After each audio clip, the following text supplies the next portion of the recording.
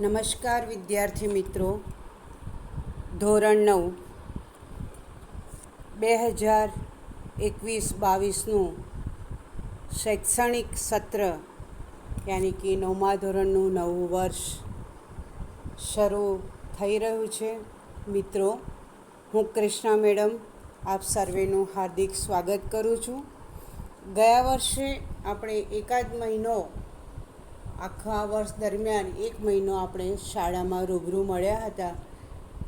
જે વિદ્યાર્થી મિત્રો શાળામાં તે સમય દરમિયાન આવ્યા હતા તેઓ તો મારાથી પરિચિત છે કે મેડમ કેવી રીતે ભણાવે છે અને મેડમ વાંચે ત્યારે કેવી રીતે આપણે તેમના ઉચ્ચાર પર યાની કે પ્રોનન્સિએશન પર ધ્યાન આપવું એ બધું જ મેં તમને 8મા ધોરણમાં શીખવાડ્યું હતું. મિત્રો, જે વિદ્યાર્થીઓ નહોતા આવતા અથવા ટેલિગ્રામમાં ગ્રુપમાં નહોતા જોડાયા તે વિદ્યાર્થી મિત્રોને મારી પર્સનલી વિનંતી છે કે ઇંગ્લિશ એ એવો વિષય છે કે જેની પર ઉચ્ચારણ પર ખૂબ ધ્યાન આપવામાં આવે છે અને સાથે સાથે ભાષા આપણી નથી તો થોડુંક વધુ ધ્યાન આપવું પડશે. બહુ ગુજરાતી કરતાં પણ સરળ ભાષા છે, પરંતુ વિદ્યાર્થી મિત્રો આપણી ભાષા નથી ને માટે એની પર આપણે વધુ ધ્યાન આપીશું તો ખૂબ ઇઝી લાગશે. અને બીજું એક ખાસ વિનંતી કરવાની કે વાંચન પર ખૂબ ધ્યાન આપજો. વાંચન તમે કરી શકશો તો જ તમને ઇંગ્લિશ સમજાશે, નહીં તો ખાલી હું બોલીશ તો તમને સમજાશે નહીં. જો સ્પેલિંગ વાંચતા જ નહીં આવડતું હોય તો તમે કેવી રીતે એ વાંચશો અને વાંચ્યા વિના સમજી નહીં શકો. તો મિત્રો, દરરોજે 10-15 મિનિટ ઇંગ્લિશ વાંચનમાં જરૂરથી ફાળવજો તો તમે પણ ધીમે ધીમે વાંચતા, લખતા અને સારી રીતે બોલી શકતા શીખી શકશો. હવે વિદ્યાર્થી મિત્રો, પાઠ્યપુસ્તક અને આપણા અભ્યાસ અંગેની વાત કરું તો તમારે જ્યારે વિડીયો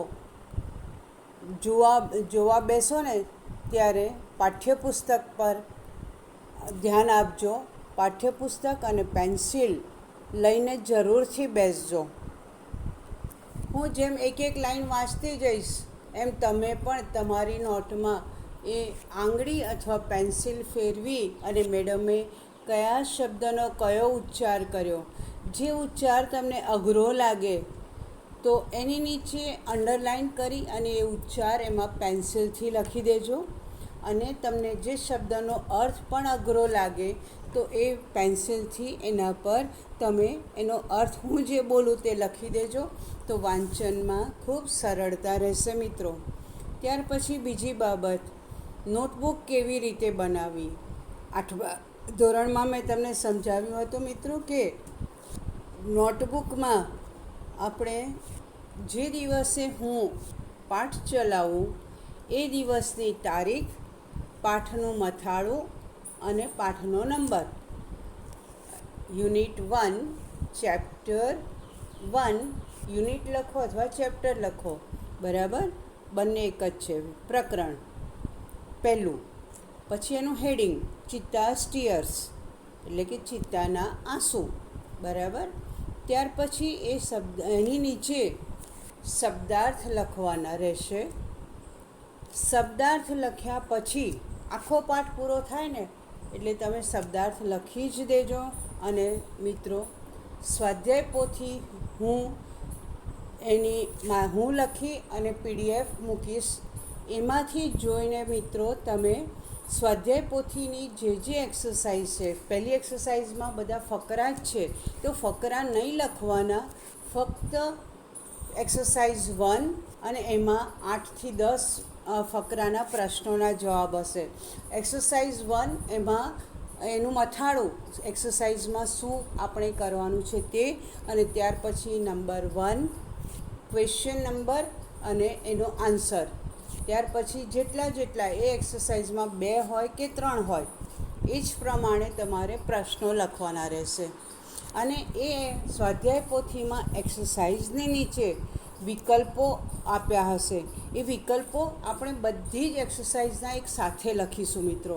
એટલે બધી એક્સરસાઇઝ માનો 8 છે, 10 છે કે 12 છે, તો 12ના પ્રશ્નો અને પ્રશ્નોના જવાબ, અને ત્યાર પછી એ પતે પછી વિકલ્પો, અને વિકલ્પોમાં પણ નંબર 1, નંબર 2, ફકરા નંબર 1, ફકરા નંબર 2.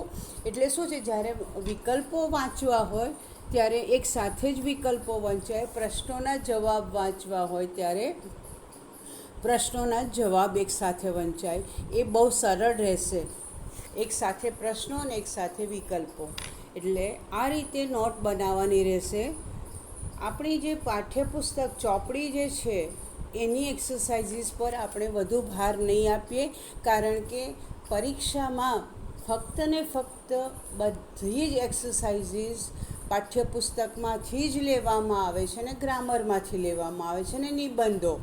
તો એ આગળનો જે પાઠ્યપુસ્તકમાંથી જે એક્સરસાઇઝ છે બિલકુલ લખવાની નથી, કારણ કે એમાં કોમ્પ્રિહેન્શન ને એ બધું આપણે ભણવાનું છે, એ હું તમને કરાવીશ ખરી, પણ લખવાની આપણે નોટબુકમાં નથી, કારણ કે બહુ જ લાંબી એક્સરસાઇઝો હોય છે. એટલે એક્સરસાઇઝ ટૂંકી હોય છે, પણ બહુ વોકેબ્યુલરી, કોમ્પ્રિહેન્શન, લર્નિંગ એમ કરીને અલગ અલગ વિભાગમાં ઘણી બધી એક્સરસાઇઝ હોય છે.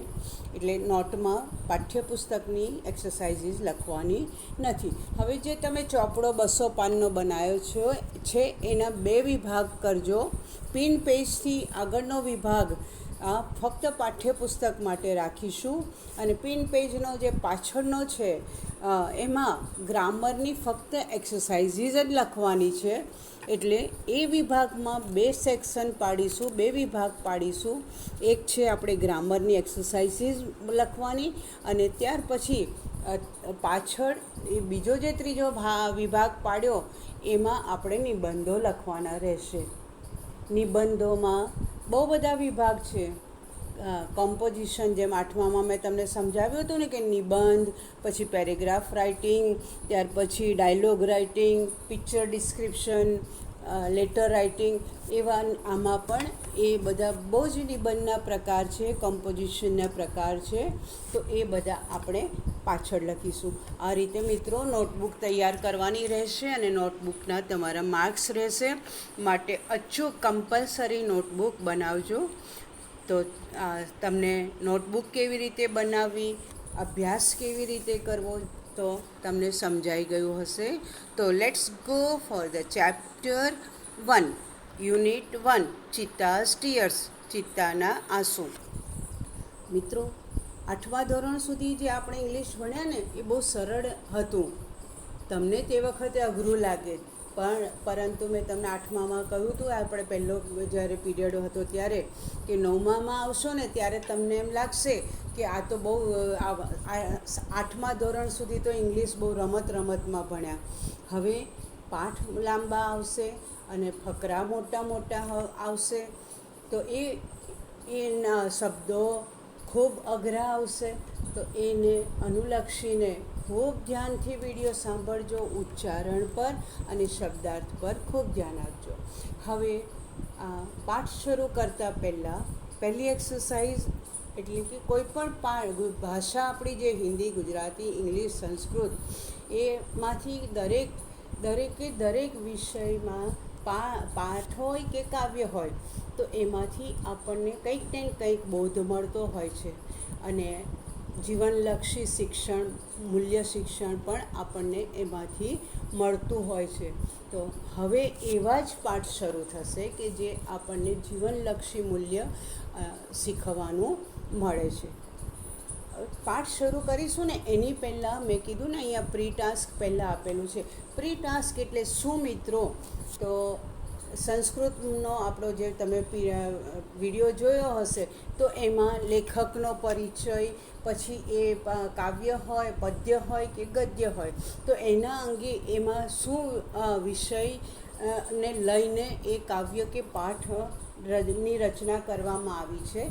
તો ઇંગ્લિશમાં પણ એની પહેલાં પાઠ શરૂ કરતાં પહેલાં આવી સમજૂતી નથી હોતી, પરંતુ મિત્રો એ વિષય જે આપણો છે એને અનુરૂપ કોઈ કાવ્ય હોય, કોઈ સ્ટોરી હોય, કોઈ લેખ હોય, એટલે કે એ વિષયની પાઠ ભણતા પહેલાં એ વિષયને અનુરૂપ આ કોઈ ઘટના અથવા લેખ અથવા કોઈ કાવ્ય આપેલું હોય છે.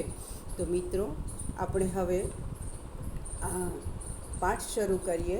ચિત્તાઝ tears, pre task. Read the passage. Passage એટલે ફકરો, એક્સ્ટ્રેક્ટ એટલે ફકરો, પેરેગ્રાફ એટલે ફકરો. તો આ જે પેસેજ એટલે કે ફકરો છે તે વાંચો. અને મિત્રો એક ખાસ સૂચના ફરી આપું કે આ પ્રી ટાસ્કમાંથી, જેમ મેં તને સંસ્કૃતમાં કહ્યું હતું ને કે સંસ્કૃતમાં પાઠ કે કાવ્ય શ્લોકો કે પદ્ય વિભાગ શરૂ કરતાં પહેલાં ઉપર સમરી આપેલી હોય છે.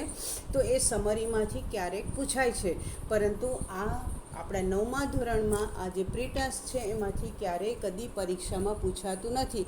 તો જે પણ કાવ્ય હોય, પાઠ હોય કે વાર્તા હોય, એને અનુરૂપ જે એક્સરસાઇઝીસ છે તમે ખાલી એક વખત ચોપડીમાંથી નજર નાખી લેજો, અને લખવી હોય તો ચોપડીમાં જ પેન્સિલથી લખજો, પરંતુ એને નોટમાં લખવાની નથી. તો અહીંયા જે પેસેજ ફકરો આપેલો છે તો એ વાંચીએ અને એમાં શું છે એનો અભ્યાસ કરીએ, સમજીએ.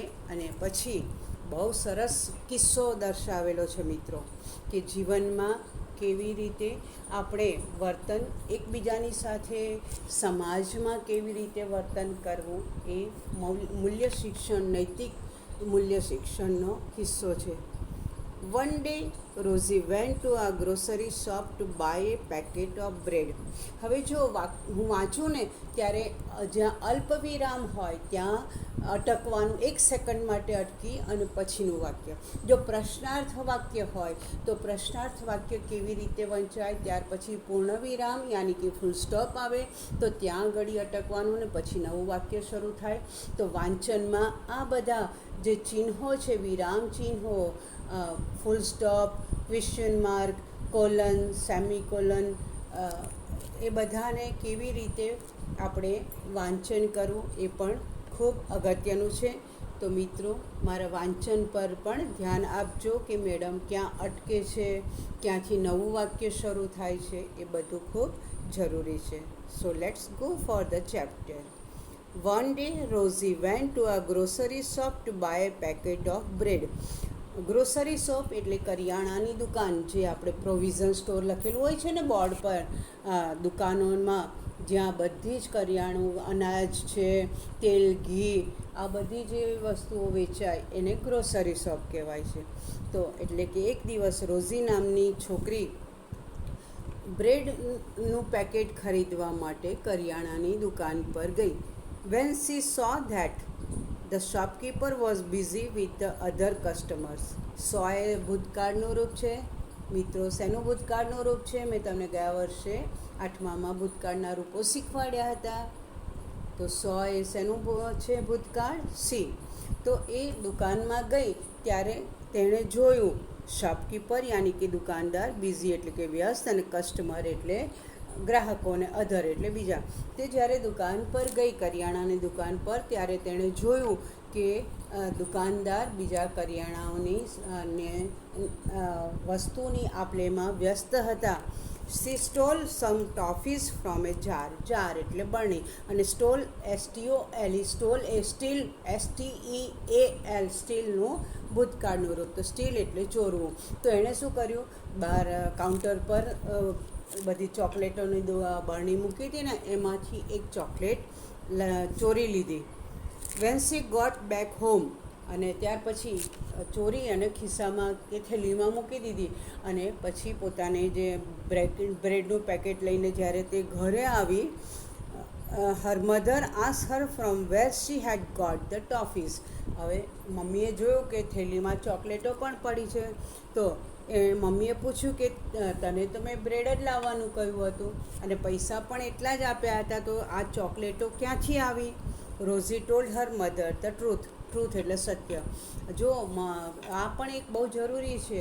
આપણે કોઈ ખરાબ કામ કરીએ ને તો એ અથવા કોઈ આપણાથી ભૂલ થઈ ને તો સ્વીકારી લેવી જોઈએ, તો કદી ભવિષ્યમાં ફરી એ ભૂલ ન થાય. પરંતુ જો એને છુપાવીએ ને તો આપણને વધુને વધુ પ્રોત્સાહન મળે. ચલો આપણને સજા ન મળી કે સજામાંથી આપણે બચી ગયા એટલે આપણે એની એ જ વસ્તુ ફરી કરીએ, અને એની એક વખત ચોરી કરવાની આદત પડી ગઈ ને તો પછી એ આદત ખૂબ મોટી થઈ જાય છે ને આપણે આગળ જતાં અઠંગ ચોર બની જઈએ. મિત્રો, તો એવું કદી ન કરી. આપણે કોઈ ખોટું કામ કર્યું કે કોઈ ભૂલ કરી તો સ્વીકારી લેવું જોઈએ. તો રોઝીએ પણ એની મમ્મીએ જ્યારે પૂછ્યું કે ચોકલેટો ક્યાંથી આવી, તો એણે તરત સત્ય જે ઘટના હતી કે મેં આ રીતે ચોરી લીધી હતી એ કહી દીધું. ટ્રુથ એટલે સત્ય. હર મધર સેડ, હવે મમ્મી પણ એના એટલા જ કેવા મૂલ્યોવાળા છે કે સારા વ્યક્તિ છે.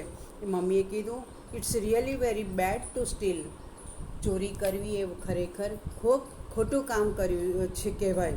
The shopkeeper might not be looking at you. કદાચ શોપકીપર યાની કે દુકાનદારની નજર તો તારી પર નહીં જ પડી હોય. માઇટ એ મે ને માઇટ રૂપો ઓક્ઝિલરી વર્બ યાની સહાયકારક ક્રિયાપદો છે. એ હું તમને ગ્રામરમાં સમજાવીશ. અને 8મા ધોરણમાં આપણે આવી જ ગયું ગ્રામરમાં. મે, માઇટ, શુડ, કુડ, કેન, આ બધાના બહુ જ બધા વાક્યો લખ્યા હતા. તો કદાચ દુકાનદારે તે જે ખોટું કામ કર્યું તે નહીં જોયું હોય. But dishonesty destroys faith in people. Faith એટલે વિશ્વાસ, પીપલ એટલે લોકો, ડિસ્ટ્રોયઝ એટલે નાશ કરે છે ને ડિસઓનેસ્ટી અપ્રમાણિકતા, ઓનેસ્ટીનું ઓપોઝિટ. તો આવું ખોટું કાર્ય કરવાનું અથવા અપ્રમાણિકતા એ તમારામાં લોકોએ જે વિશ્વાસ ધરાવ્યો હોય કે આ વ્યક્તિ કે આ છોકરો કે આ છોકરી તો બહુ જ સારી છે, એ વિશ્વાસનો તમે બીજાના વિશ્વાસનો તમે શું કરો છો? નાશ કરો છો અથવા તમે એમના મનમાંથી ઉતરી જાઓ છો. સો વન શુડ નેવર સ્ટીલ ઓર લાઈ. LIE એટલે જૂઠું, લાઈ એટલે જૂઠું બોલવું. તો અને એના માટે મમ્મી કહે છે કે ચોરી કરવી કે જૂઠું બોલવું એ કદી કોઈએ જિંદગીમાં પણ ક્યારેય જૂઠું બોલવું જોઈએ નહીં કે ચોરી કરવી જોઈએ નહીં, કારણ કે એ ખરાબ આદત છે. Rosy understood the words of her mother. હવે રોઝી એની મમ્મી શું કહેવા માગે છે એ સમજી ગઈ. એને પણ દુઃખ થયું કે મેં ખોટું કામ કર્યું છે. એટલે એણે શું કર્યું? And went back to the shop to return the toffees to the shopkeeper. અને પાછી દુકાન પર ગઈ અને દુકાનદારને જેટલી ચોકલેટો ચોરી હતી એ બધી પાછી આપી દીધી. અને શું એ રિગ્રેટ એટલે કે એને પસ્તાવો થાય છે કે, અને પસ્તાવા રૂપે સેડ સોરી. એ કહે છે, Rosie said, I am sorry for what I did. ચોકલેટો પાછી આપતા દુકાનદારને તે કહે છે કે મેં જે કર્યું એના માટે હું દિલગીરી વ્યક્ત કરું છું. તો એની આ દિલગીરી અને પ્રામાણિકતા જોઈને શોપકીપર શું કરે છે? The shopkeeper said, it's okay dear. ભલે વારું, તું તો નાની બાળક છે. બાળક અણસમજુ હોય કે આ સારું કાર્ય ખોટું કાર્ય એને સમજ ન હોય, પરંતુ વડીલોએ તો આ શીખવાડવું જ જોઈએ. So the shopkeeper said, it's okay dear, you are a good girl. તું તો બહુ સારી દીકરી છે, એમ કરીને એને શાબાશી આપે છે. હવે બીજું પ્રી ટાસ્કની બીજી exercise. Collect stories or incidents on importance of honesty and share them in the class. આવી બીજી વાર્તાઓ અથવા કોઈ પ્રસંગો કે જે ઘટના આવી બની હોય એ તમે તમારા વર્ગમાં તમને ખબર હોય રજૂ કરો. આપણે જો યાદ કરો કોમ્પ્રિહેન્શન જે ગ્રામરમાં શીખ્યા હતા નિબંધ વિભાગમાં, કે મોહન નામનો છોકરો વર્ગમાં ખૂબ હોશિયાર હતો, અને વર્ગમાં જ્યારે ઇન્સ્પેક્શન આવે છે અને ડિક્ટેશન ઇંગ્લિશના 10 શબ્દો કોણ ઇન્સ્પેક્ટર લખવાના આપે છે અને એમાં મોહનનો કેટલ નામનો જે શબ્દ હતો એની સ્પેલિંગ ભૂલ થાય છે. વર્ગ શિક્ષકે કહ્યું કે તું એની બાજુમાં જોઈને લખી લે, સુધારી લે, પણ મોહન સુધારતો નથી. તો આવા બીજા જે પ્રસંગો તમારા ધ્યાનમાં હોય કે વાર્તા હોય તો તમે એ કલેક્ટ કરી શકો છો.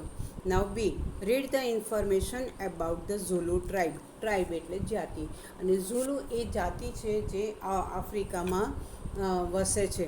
તો એના વિશેની ઇન્ફોર્મેશન યાની કે માહિતી અહીંયા આપેલી છે, કારણ કે ઝુલુ ટ્રાઇબના વિશેનો હવે આપણે જે અભ્યાસ કરવાનો છે, ચિત્તા સ્ટીયર્સ, એમાં એનો ઉલ્લેખ કરવામાં આવ્યો છે. તો ઝુલુ જાતિ વિશે પહેલાં આપણે સમજી લઈએ મિત્રો. લોકેશન યાની કે સ્થળ અને રહેઠાણ. તો ક્યાં છે? KwaZulu Natal province of South Africa.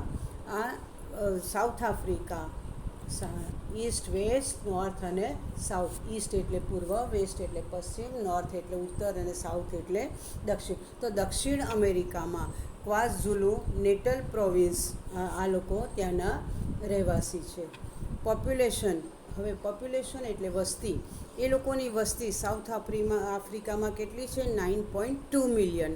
1 million that means 10 lakh. તો 9.2 મિલિયન એટલી ત્યાં વસ્તી છે. લેંગ્વેજ, ભાષા, એ કઈ ભાષા બોલે છે?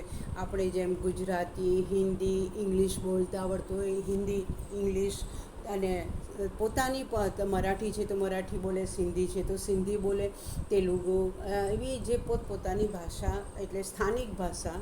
પણ એમાં એવી રીતે આ લોકોની ભાષા કઈ છે? આઈસી ઝુલુ, ઝુલુ એન્ડ ઇંગ્લિશ, આ 3 ભાષાઓ તે બોલે છે. રિલિજિયન એટલે ધર્મ. તો mixture of traditional beliefs and Christianity. તો મિક્સચર ઓફ ટ્રેડિશનલ બિલીફ્સ, તો પોતપોતાના ધર્મ, સિંધી લોકો સિંધી, મરાઠી પોતાના ધર્મને, એવી પછી ગુજરાતીઓ, પછી એવી રીતે જે પોતપોતાના ધર્મને અનુસરતા હોય એ પ્રમાણે પોતાની, અને ક્રિશ્ચિયાનિટી, અને વધુ પડતું ક્રિશ્ચિયાનિટી એટલે ખ્રિસ્તી ધર્મનું પાલન કરે છે. રાઇટ્સ એટલે હક. જન્મથી, જેમ આપણે ભારતમાં રહીએ છીએ તો ભારતના નાગરિકોના આપણને જે જન્મથી જ મળે છે હક, એવી જ રીતે birth, puberty, marriage and death. Birth એટલે જન્મથી, ત્યાર પછી કેટલીક વખત આપણે એક દેશમાંથી બીજા દેશમાં જઈએ ને આપણને જે ત્યાંના હકો, નાગરિકત્વ મળે તે, પછી કેટલાક મેરેજ અને ડેથ, આ રીતે ત્યાંના આપણને હક મળે છે એ દેશના. ક્લોધિંગ, તેમનું પહેરવેશ. બીડ્સ, એમ્બેસુ, ગોટસ્કિન બેન્ડ અને આઈસીડવાબા. બીડ્સ એટલે મણકા, એમાં બેસું એ એમનો પહેરવેશ છે. ગોટસ્કિન એટલે કે બકરીની ચામડી. ગોટસ્કિન બેન્ડ એટલે એના બકરીના ચામડામાંથી બનાવેલા વસ્ત્ર, અને આઈસીડવાબા એ એમનો પહેરવેશ છે. ફૂડ, એ લોકો શું ખાય છે? તો વેજીટેબલ્સ એન્ડ ફ્રૂટ્સ, શાકભાજી, ફ્રૂટ્સ, ફળો. બોઇલ્ડ મીટ એટલે કે માંસ, અને બોઇલ્ડ એટલે બાફેલું માંસ, અને ગ્રેન્સ યાની કે અનાજ. ઇન્સેક્ટ્સ એટલે જીવજંતુ. સ્પોર્ટ્સ, કઈ રમતો રમે છે? મુખ્યત્વે બધી રમત તો રમતા, પણ આ બધું જે છે મુખ્યત્વે આપેલું છે. એ સિવાય બીજો પહેરવેશ હોય, બીજું ખાતા હોય, પણ મેઇન આ એમનો બધું લક્ષણો આપેલા છે, લાક્ષણિકતાઓ આપેલી છે. સોકર, સ્વિમિંગ એન્ડ મેફાકાથી, એ પણ એક એમની રમતનું નામ છે. સોકર પણ રમતનું નામ છે, સ્વિમિંગ પણ રમતનું નામ છે, એટલે કે તરવું. ક્રાફ્ટ્સ એન્ડ હોબીઝ, ઉદ્યોગો, ગૃહ ઉદ્યોગો, અને હોબીઝ યાની કે ટેવ. તો weaving, beads work, crafts making and pottery. Weaving એટલે વણવું, ગૂંથવું. પછી બીડ વર્ક્સ એટલે મોતીના બધા દાગીના બનાવવા. આપણે આગળ જોયું ને એમણે શું પહેરવેશ છે, તો એમાંથી બીડ વર્ક્સમાંથી કપડા પર પણ એ બીડ વર્ક્સ કરે છે. પછી ક્રાફ્ટ્સ મેકિંગ એટલે ગૃહ ઉદ્યોગો, અને પોટરી એટલે કે માટીકામને લગતું ઘડા બનાવવા, પોટ્સ બનાવવા, એવું બધું. Now write about the Zulu tribe. હવે આ જે લાક્ષણિકતાઓ આપી છે એને આખાને આપણે ફકરા રૂપે લખવાની છે. એ કંઈ બહુ જરૂરી નથી મિત્રો, ખૂબ લાંબુ થઈ જશે. જો તમને આના પરથી ફકરો બનાવતા આવડે તો અહીંયા જે આપ્યું છે એ પ્રમાણે, ઉદાહરણ પ્રમાણે, now write about the Zulu tribe. You can begin like this. આ રીતે તમે ફકરો શરૂ કરો. Zulu is a well known African tribe. The tribe is mainly found in KwaZulu-Natal province of South Africa. અને પછી એમ દરેકે દરેક પોઈન્ટને લઈને આપણે ફકરો બનાવવાનો છે. હવે મિત્રો આપણે આપણા મુખ્ય પાઠ તરફ જઈએ. ચિત્તાઝ ટીયર્સ એ પાઠ હવે મુખ્ય આવે છે. મિત્રો આપણામાં એક મા વિશે ઘણું બધું આમ એના માટે કોઈ કલ્પના જ ન થાય એટલા બધા ઉપનામો, એટલી બધી કવિતાઓ, એટલા બધા કાવ્યો માના વિશે લખાયા છે કે માં તે માં, બીજા બધા વગડા નવા, પછી ગોળ વિના મોળો કંસાર, માં વિના સૂનો સંસાર, પછી જનનીની જોડ સખી નહીં જડે રેલોલ. કેટલા બધા કાવ્યો, કહેવતો લખાયું છે. આપણે 10મામાં આવશું ને ત્યારે પણ પાઠ આવે છે, ભગવાને માનું સર્જન કેવી રીતે ને શા માટે કર્યું છે એ. તો માં ચાહે મનુષ્ય હોય કે પ્રાણી હોય, માં એ માં જ છે. એને પોતાના બાળકો માટે કેટલી લાગણી હોય છે, અને બાળકોને માટે તે પોતાની જાનને પણ જોખમમાં મૂકે છે. અને જ્યારે પોતાના બાળકો પોતાનાથી વિખૂટા પડે છે ત્યારે તેને જે વિરહની વેદના થાય છે એ આપણે તો વ્યક્ત કરી શકીએ બોલીને, પણ પ્રાણીઓ બોલીને નથી વ્યક્ત કરી શકતા. તો એવો જ એક ચિત્તા, મેલ નહીં ફિમેલ ચિત્તા જે છે, ચિત્તી કહીએ, એ જ્યારે પોતાના બાળકોથી યાની કે બચ્ચાથી વિખૂટી પડે છે ત્યારે તે કેવું રુદન કરે છે, કેવું વર્તન કરે છે, તે અહીંયા આપેલું છે મિત્રો. તો હવે આપણે વિડીયો તો ખૂબ લાંબો થઈ ગયો એટલે થોડો પાઠ વાંચી અને પછી આપણે આગળ નેક્સ્ટ વિડીયોમાં જોઈશું મિત્રો.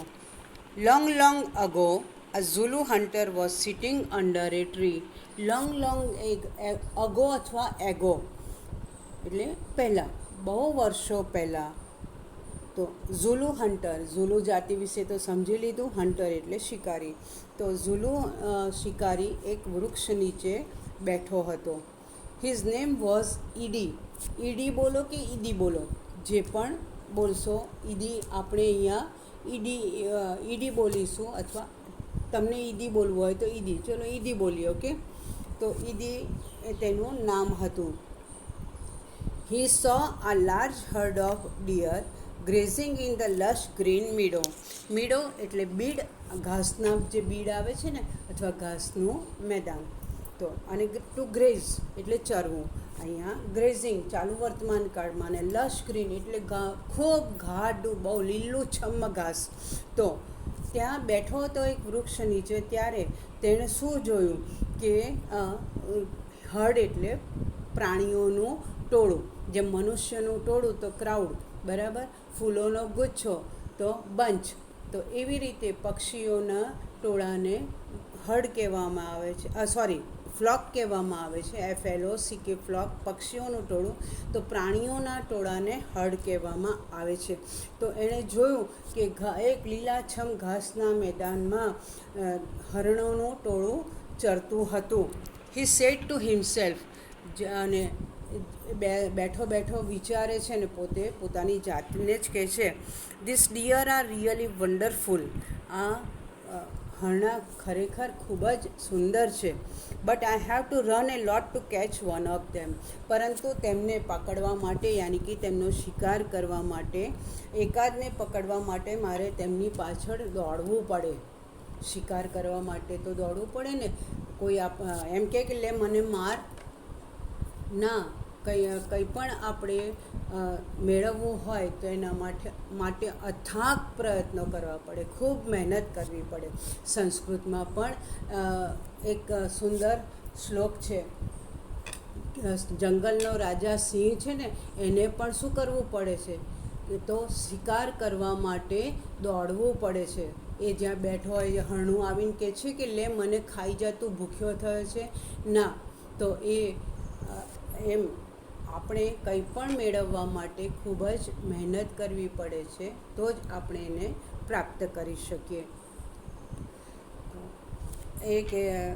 એને પણ વિચાર્યું કે મારે આનો શિકાર કરવા માટે એમની પાછળ દોડવું તો પડશે જ. Can't there be an easy way to get one? શું કોઈ એવો રસ્તો નથી, સરળ રસ્તો નથી કે હું એને આરામથી એકાદ પકડી શકું? તો એવું જ્યારે વિચારતો હોય છે ત્યારે suddenly he saw a female cheetah crawling silently closer to the grazing animals. Suddenly એટલે અચાનક, અને ફિમેલ ચિત્તા એટલે કે માદા ચિત્તા, ટુ ક્રોલ એટલે પેટે સરકતું ધીમે ધીમે ચાલવું. જેમ નાનું બાળક 6 મહિનાનું થાય અને પેલા ઘૂંટણિયા ભરતા શીખે, સાપ પેટે ચાલે, એને ક્રોલિંગ કહેવાય. તો એણે જોયું કે એક માદા ચિત્તા જે શું કરે છે, ધીમે ધીમે આ પેટે સરકતી એટલે ધીમે ધીમે, બિલકુલ અવાજ ન થાય એમ સરકતી શાંતિ ધીમે ધીમે આ જ્યાં ચરતા હતા હરણો, ત્યાં આગળ એમની પાસે જઈ રહી હતી. આ ચિત્તાનો શિકાર કરવાનો પણ એક પ્રકાર છે. નહીં તો જો ઝડપથી કરે અને ઝડપથી કરે એટલે પાંદડા પડ્યા હોય કે દોડવાનો અવાજ આવે તો એ હરણા એલર્ટ થઈ જાય ને ભાગી જાય. એટલે આ પણ એનો શિકારની એક કેવી પ્રવૃત્તિ છે કે કેવી રીતે શિકાર કરવો. એટલે ધીમે રહીને એ પ્રાણીઓ તરફ સરકી રહી હતી. Then she leapt and caught a deer. Leapt શેનું એલીપીટી લેફ્ટ, એનો ટુલિપ LEAP લીપ એટલે કે કૂદકો મારવો, એનું ભૂતકાળ લેફ્ટ અને કેચનું ભૂતકાળ કોટ. તો અને અચાનક જ એણે શું કર્યું, એક હરણા ઉપર કૂદકો મારીને એને પકડી લીધું. After some time Har 2 young cubs came out of the bush. Bush એટલે ગીચ ઝાડી, વૃક્ષો નહીં, ને વૃક્ષની આજુબાજુ જંગલમાં તો કેટલી બધી ઝાડી ઝાંખરા હોય. તો એ ગીચ ઝાડીમાંથી એ પછી થોડા સમય પછી એણે મારી નાખ્યું અને એને પોતાના બચ્ચાઓને ખાવા માટે કેવી રીતે બોલાવ્યા એ પણ પછી આગળ આવશે. તો થોડા સમય પછી 2 બચ્ચા ગીચ ઝાડીમાંથી બહાર આવ્યા. They all enjoyed their meal. MEAL, meal એટલે ભોજન, અને ટુ એન્જોય એટલે મજા કરવી. અને બચ્ચા અને મા ત્રણેય ભેગા થઈ અને તેઓએ ભોજનનો આનંદ માણ્યો. જો મિત્રો, દરેકની ખાસિયત કેવી હોય છે, એ કેવી રીતે શિકાર કરવો, બચ્ચાઓને કેવી રીતે બોલાવવા, એ બધું પાઠમાં છેલ્લે ચિત્તાની જે લાક્ષણિકતાઓ આવશે ને એમાં આપણને સમજવા અને અભ્યાસ કરવા મળશે. હવે આ જોઈને suddenly he saw a female cheetah crawling silently closer to the grazing animals. એ થઈ ગયું, સોરી મિત્રો, કે એણે જોયું કે એક ચિત્તો એના તરફ, હરણાના ટોળા તરફ જઈ રહ્યો હતો. કૂદકો માર્યો અને પકડ્યું એક ડિયર, અને પછી બચ્ચા બહાર ઝાડીમાંથી આવ્યા અને બધાએ ભોજનનો આનંદ માણ્યો. It is eyes brighten. To bright એટલે કે તેજસ્વી, બ્રાઇટ એટલે તેજસ્વી, પણ અહીંયા ઇટ ઇઝ આઈઝ બ્રાઇટન. તો આ જોઈને એના દિમાગમાં એક ચમકારો થયો. આ જે બચ્ચાને ખાવાનું ભોજન આરામથી મળ્યું, એમને તો શિકાર કરવો જ ન પડ્યો, એ જોઈને એના મનમાં એક વિચાર ઝબૂક્યો. એની આંખો પહોળી થઈ ગઈ. સોરી મિત્રો, ઇટ ઇઝ આઈઝ બ્રાઇટન. આ જોઈને એની આંખો પહોળી થઈ ગઈ. ચમકારો આવ્યો કે હવે કંઈક મારા દિમાગમાં પણ આવશે. દે સ્પાર્કલ વિથ એન આઈડિયા. એની આંખો જે આ પહોળી થઈ ગઈ હતી ને આ જોઈને, તો એના દ્વારા એની આંખોમાં, એના દિમાગમાં આ એક વિચાર ઝબૂક્યો. સ્પાર્કલ એટલે ઝબૂકવું, તારા ચમકે છે ને એમ.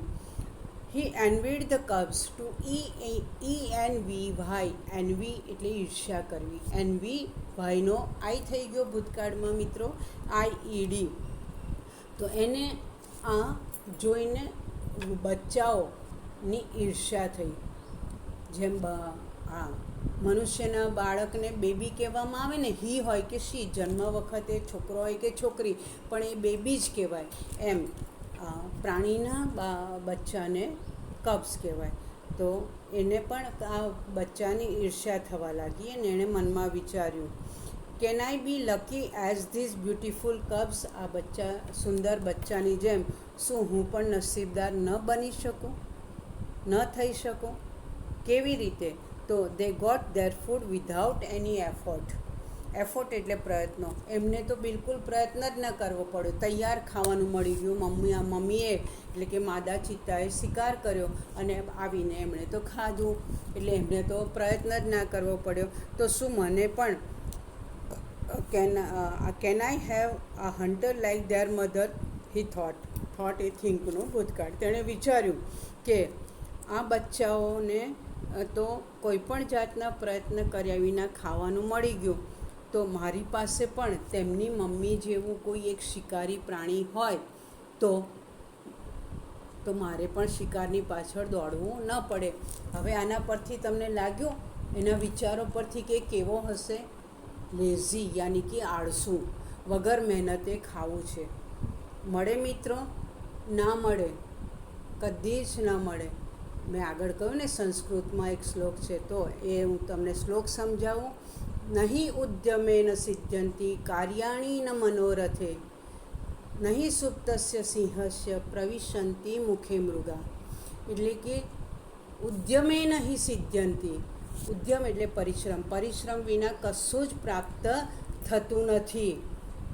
તો એનું ઉદાહરણ આપ્યું છે બીજી લીટીમાં કે નહીં સુપ્તસ્ય સિંહસ્ય પ્રવિશંતિ મુખે મૃગા. સૂતેલા સિંહના મોઢામાં કોઈ હરણું આવીને કહેતું નથી કે લે તું ભૂખ્યો થયો છું, તું ખા. તો એના માટે શું કરવું પડે છે? એણે સિંહે, જંગલના રાજા સિંહે પણ એની પાછળ શિકાર માટે દોડવું પડે છે.